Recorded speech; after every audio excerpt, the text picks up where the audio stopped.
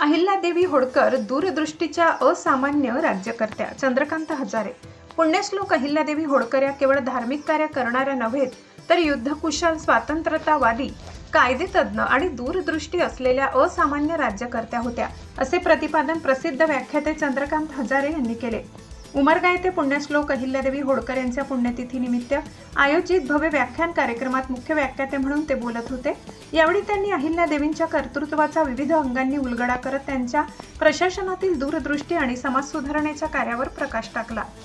हजारे म्हणाले की तत्कालीन काळातील रूढी परंपरांना धाडसीपणे झुगारून अहिल्यादेवींनी अनेक क्रांतिकारी निर्णय घेतले आणि त्यांनी प्रभावी अंमलबजावणी केली.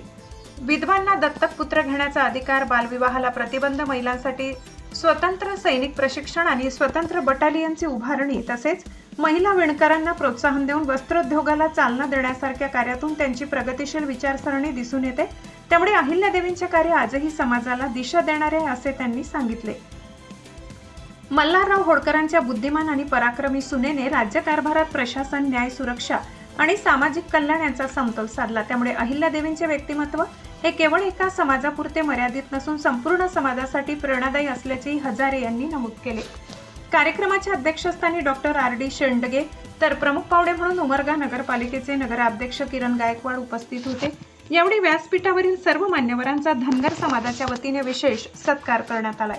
कार्यक्रमाच्या यशस्वी आयोजनासाठी प्रदीप राम घोडके, बालाजी दिनकर घोडके, बालाजी धोंडीबा घोडके, जालिंदर सोनटक्के, धनराज घोडके, माजी नगरसेवक गोविंद घोडके, कालिंदाबाई घोडके, नगरसेविका सौ सुप्रिया घोडके, प्रशांत आडसुडे, राघवेंद्र गावडे, अरुण गडदे आणि गोपाळ घोडके यांनी विशेष परिश्रम घेतले. कार्यक्रमाला परिसरातील नागरिकांसह समाज बांधवांची मोठी उपस्थिती होती.